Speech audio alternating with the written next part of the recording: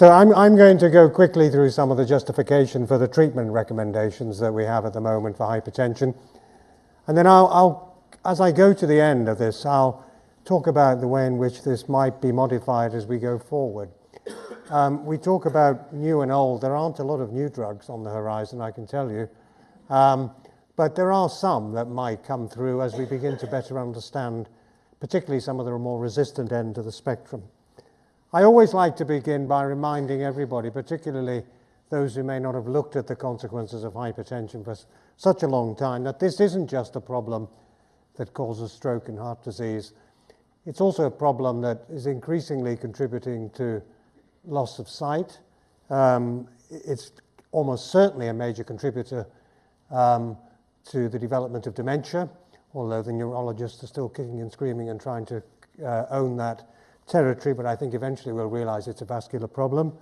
Of course, as we've already heard from Ben, it makes a major contribution to chronic kidney disease, large artery disease, and the epidemic of heart failure, because as ischemic heart disease diminishes, as it is diminishing, hypertension is becoming such a big problem in terms of the poor treatment and the survival of patients into their late life now developing both diastolic and systolic heart failure and atrial fibrillation, all consequences of poorly treated hypertension. Ben mentioned at the beginning, and I always put this slide into my talks, to remind people that although it's easy to be complacent about hypertension, oh, you're not another hypertensive patient coming to the clinic, it remains today, which is extraordinary in itself, the single most important preventable cause of premature death across the world. And now we heard about 7.4 million. In fact, the latest estimates are suggesting that it's around 10 million deaths a year attributable to hypertension globally. So I just brought this up to date with the latest data from JAMA, systolic blood pressure, 10 million deaths, but more importantly, 200 million disability life years. And this is the consequence of what I was talking about a moment ago. People surviving now in midlife and not dying of heart attacks and strokes, but actually developing the late consequences of hypertension, of heart disease and chronic kidney disease. And this disability is increased despite the improvements in treatment. And today, around 5 million ischemic heart disease deaths a year due to high blood pressure, about 2 million hemorrhagic strokes, and about 1.5 million ischemic strokes. So this is a massive public health problem and remains one in the United Kingdom. About 3 years ago from UCL, we published data from the GP record database, CPRD, or whatever it's called these days, and we looked at the relationship between patients' blood pressures that have been measured in general practice and outcomes, and the relationships were striking. So what we find is that the up-to-date data suggests that if you're hypertensive in early years, between about 30 and 55, you lose about 5 years of life expectancy unless you're well treated. And most of that's due to systolic hypertension. And you'll be surprised to know that in the United Kingdom, most of it's due to heart disease. And that's because heart disease is so much more common. It's still a major risk factor for stroke, but mostly it's due to heart disease that hypertension causes risk. And we therefore estimated that, I say this to my patients, if you take your drugs and we control your blood pressure, you'll get an extra month of life for every year that we treat you, which is actually, in public health terms, huge in terms of increasing life expectancy by about 5 years. Of course, the Treasury don't want us to do that, but it will happen as a consequence. And then this very important meta-analysis published in The Lancet about a year and a half ago from Etihad and colleagues, confirming that we see about a 40% reduction in cardiovascular events for every 20 millimeters reduction in systolic blood pressure. And you can see this is spread across the entire spectrum of benefit, apart from actually in the studies not preventing renal failure, but that's mainly due to noise in the system, I think, rather than the reality. So let me say a word about treatment. We've had lots of drugs, but they seem to have stopped fairly abruptly in terms of the development program. This is the last major drug that came onto the market, Illustrium, which didn't do very well. It wasn't a bad drug. It just didn't do anything better than we already had with ARBs and ACE inhibitors. Drug development really began 60 years ago in 1958 with the emergence of thiazides, which were developed mainly for heart failure. And when they were originally developed, one of the team developing them wrote to Merck and said, the problem with these drugs, they keep lowering blood pressure in the patients. And maybe we should think about developing the drug for that. And I've actually seen the telegram from the chief executive of Merck who wrote back and said, why would we want to do that? And the reality was at that time, nobody really saw much advantage in lowering blood pressure. There was no expectation that it would provide any benefit. This is the first ever randomized clinical trial of hypertension. The reason I put this in, it's almost 50 years in December to the publication of this trial. So this was the first evidence for the treatment of hypertension. It's quite interesting. There were only around about 120 patients in this trial. The other thing you'll notice is that it was all based on diastolic blood pressure, and they had astronomical diastolic blood pressures. We wouldn't be able to find these patients for trials today, and the reason is because the background treatment of hypertension is better. If you don't treat hypertension, you get this. This is what happens to you. The young people who get hypertension who don't get treated, they will get accelerated severe hypertension later in life. We just don't see it anymore. And it's been eliminated almost like with the vaccination by background treatment being so effective and screening. So these are the diastolic blood pressures, and they went down on active treatment in 91. They don't even report systolic. And diastolic didn't change on that. And basically you have Class A and Class B events. A Class A event was death, so that was very good. And a Class B event was a non-terminating event, which is what nowadays we call non-fatal, myocardial infarction, stroke, etc. And basically they didn't need statistics because there were 27 events versus 2 in a trial of only 100 odd patients. So they concluded that the evidence provided by these studies, and some earlier studies which weren't even randomized trials, leaves little doubt as to the value of treatment. So that was 50 years ago, only 50 years ago actually. When you think about it, it's not that long. The treatment first began to develop for hypertension. So if we now scan forward to 2006, so that's 40 years on from that, I was on this guideline committee for NICE, where they taught us all about health economic analysis, which is quite interesting actually, surprisingly. You don't hear those two words together very often. And this gave a very interesting output. Firstly, this is QALYs, or effectiveness, and this is cost. So the least effective treatment and the most expensive treatment, this only happens in the UK in terms of proper cost effectiveness analysis, was no treatment. Because if you don't treat, but you still have to treat the consequences, looking after people with strokes and heart attacks, they stop paying tax because they don't go to work, and you have to look after them in the system, that's expensive. Other systems don't look at it that way, but we do. And that's an expensive outcome. These are beta blockers, more effective than no treatment in terms of QALYs, but an expensive treatment to use because less effective at preventing stroke, which is an expensive outcome not to prevent. And this is the cluster of drugs that all look very cost effective. This is the incremental cost. I can't remember what that was now, but apparently this is very low. And this was the CCB, which edged just ahead, and this is the ACE or ARB, and this is the diuretic, really clustered together, highly cost effective, the most cost effective intervention ever evaluated by NICE at the time, and relatively low cost for incremental value in terms of treatment. So treating high blood pressure with drugs was cheaper than doing nothing. That was reassuring.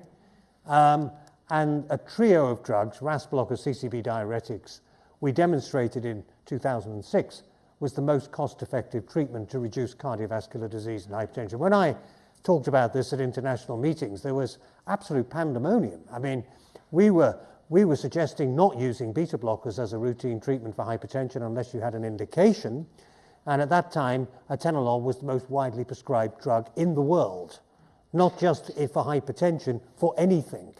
And we were standing up and saying, this shouldn't be used routinely for treatment of hypertension. We've got better drugs.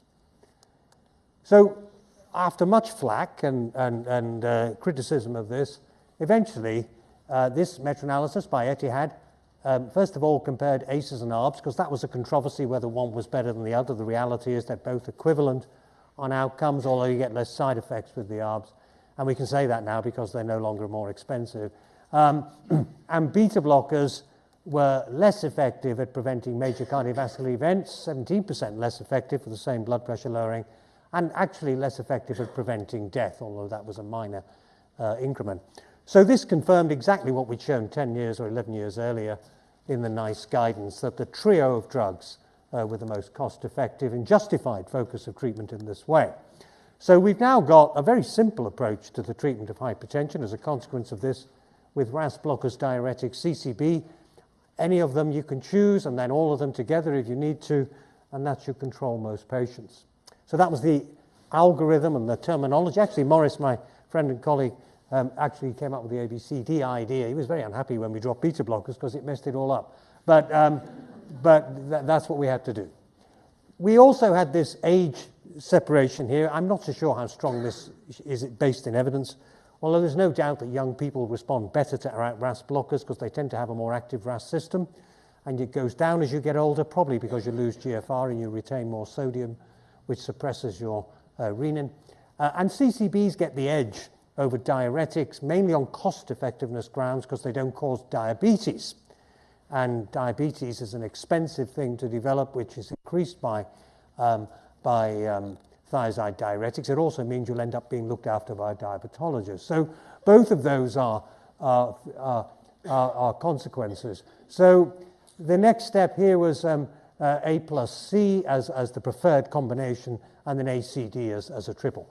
And we said don't use beta blockers unless there's an indication, like you've got angina, you've got somebody who's very agitated and might respond very well to that kind of concomitant treatment, somebody post-MI, somebody with heart failure, and don't combine ACE with ARB. Now, despite much flack across the pond for many years, the Americans, when they made a big change to their guidelines in 2013, they started looking at the evidence. And when they did that, they came up with something surprisingly similar to the British guideline, recommending A plus A, C, or D, so they didn't drop diuretics as the preferred initial therapy. They chose a slightly different age bracket, but this is all very arbitrary, and effectively ended up with the same guideline, and recommended not using beta blockers as routine therapy unless they were indicated. Now, of course, in Europe, things are always complicated. This is what happens in Europe. You can never get anybody to agree on anything, as we're finding out, and so we ended up with this mess. Which I've now taken over as chair of the European guideline and hope to try and sort out, although I can tell you it's very challenging dealing with our brothers and sisters across the rest of Europe. But anyway, they wanted all drugs to remain an option first line, and decided to produce this very helpful diagram for general practice about how you would combine the drugs. So the dotted lines means that you wouldn't really combine them, and only the solid lines you combine them. So I made it a bit simpler for them and said, well, actually, let's take all the other lines away, and what you've got is thiazide diuretics, RAS blockers, and CCBs, which is ACD. And even now, when I'm talking to them about saying we need to go down this route, the whole world is doing this now, they're still opposing it. They think this is a very helpful diagram, and they wanted to keep beta blockers, but I think they'll probably go. And then Americans, again, JNCA 2014, almost identical to NICE. So I think the good thing about all of this is we have a degree of consistency across the world because we're all looking at the same evidence, that this is how we should treat hypertension. So that was step 1, step 2, step 3. What about step 4? When we did the guideline, I chaired the guideline for NICE in 2011. It was apparent that there was very little evidence. In fact, in 2006, there was very little evidence about what to do with resistant hypertension, as Ben has already mentioned. So we decided to do a trial with spironolactone because some of the observational data had suggested that adding a further diuretic that acted on the distal tubule, as opposed to the thiazide, which acted upstream, might produce more sodium excretion, and many people with resistant hypertension seem to have a phenotype of a sodium-retaining state. So we did the pathway study, which we published in The Lancet about 2 years ago now, and lo and behold, we found that spironolactone was really good. I mean, we were already using it in clinic, so we knew it was really good, But we had to prove it because nobody believed us. But this is 25 to 50 milligrams of spironolactone once a day. So this is low dose Spiro. And it was better than an alpha blocker and better than a beta blocker. And both of those, however, were better than placebo. So we got evidence now for 3 drugs in resistant hypertension. Beta blocker and alpha blockers are okay. They don't lower blood pressure or control blood pressure in everybody. But look at Spiro. This is home blood pressure, by the way. 135 is the target for systolic. Almost all of the patients at target. So although, we were dealing with resistant cases who were well characterized, we got many of them controlled. Now, we then published in the Lancet subsequently. The other thing that we got asked about was the dose. And in fact, when we went to 50 milligrams, we got even more blood pressure lowering. So the question is whether we're even at the top of the dose range and whether if we went to 100, whether we would get even more. And that's something that we're interested in looking at. But let me just make a few practical points about this before everybody goes away and starts giving everybody low-dose spironolactone. Firstly, it was used for resistant hypertension. It's not a very effective drug on its own as monotherapy for hypertension. It's no more effective than the thiazide. Dose is typically 25 to 50 a day. Baseline GFR is important. There's an increased risk of hyperkalemia when the GFR is below 60, and a very significant increase in risk when the GFR is below 45. In our study, the GFR was normal. So that's important. Secondly, baseline potassium is important. There's an increased risk of hyperkalemia when it's above 4.5 and a high risk when it's above 5. You get about a 10% rise in potassium even with a normal GFR. So these things you need to look at before you give spironolactone. And men get gynecomastia and nipple tenderness and various other things like that, and you have to withdraw the drug. It won't go away if you reduce the dose. You have to stop it. And that becomes a problem because we didn't have an alternative. And of course, the other thing you should think about is if they respond really well to spironolactone, they probably got Conn syndrome. Most Conn syndrome doesn't present with hypokalemia or hypernatremia or all the classic features that you read about in the textbooks. Many of them don't have very high aldosterone levels, but they all have a suppressed renin. And so it's, you need to think about this diagnosis. If you give Spiro to somebody and their blood pressure really plummets down very effectively, and you have to withdraw other drugs. Now, we've just published some more data, or not yet published it, but we've submitted it. This was presented as a hotline at the ACC because the other thing we did is we ran out the trial on amiloride, another old drug. So I started off with the new drugs. Now we're going back 50 years to the old drugs. Now, who uses amiloride to treat hypertension? I'll bet none of you. So amiloride's only available in a maximum dose of 5 milligrams. We used 10 milligrams and 20 milligrams because we wanted to get a very potent diuretic effect on the ENaC channel. And lo and behold, what we found was the amiloride was as good as the spironolactone. Still causes problems with potassium, still causes problems with GFR in the same way as spironolactone, but as good as spironolactone. It's an alternative, I think, to spironolactone. There's the correlation between the effectiveness of the two drugs in terms of lowering blood pressure. So I think spironolactone is still preferred, but amiloride is an alternative, and we've even used a combination of both in some patients with difficult hypertension where we haven't been able to find a Conn's tumor. So simple, pragmatic treatment guidelines for drugs. All the drugs we use are 20 to 60 years old, and they're all generic, so they're all cheap. Anybody any idea how much 100 milligrams of losartan a day costs? Any idea? I get it for one of my trials. I buy it directly from the supplier. It's £10 a year.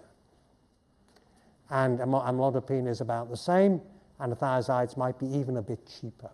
So this is really cheap. We heard from Ben about treatment. I just wanted to remind you that across the world at least, only about half the people with hypertension are where they've got it. It's better than that in the UK, but it's not a huge amount better. Treated about 40% across the world. We've got maybe 50, 55% of our hypertensives treated. Controlled across the world, 35% of those treated, which means about 14% of people with hypertension across the world are actually treated to target. And in Britain, it's better than that, but there's still a huge under-treatment. So I just wanted to finish with this comment. Why is blood pressure control so poor? Building on what Ben said, drugs don't work? No. People don't like taking multiple pills? Yes.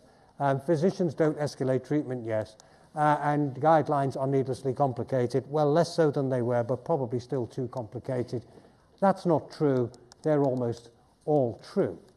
Now, we actually set up the assay Ben talked about earlier. Pankaj Gupta was my research fellow in Leicester when I was there some years ago. About 10 years ago, we set it up.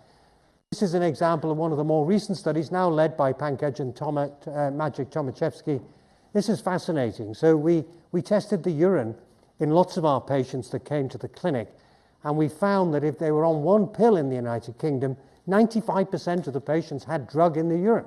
It's great. If they're on 2 pills, only 80%. If they're on 3 pills, 60%. Now, not all of them were missing, but many of them were missing. And then you're on 4, 5, 6 pills, they're usually not taking any of them, or usually many of them are not being taken. So this is a very important message we've learned from these studies, and we were so amused and surprised by this, we had to get it replicated by colleagues in the Czech Republic who don't use urine but use blood, and there's remarkable replication of this data. So there's a simple message here for policymakers who won't allow us to use combination pills in the United Kingdom.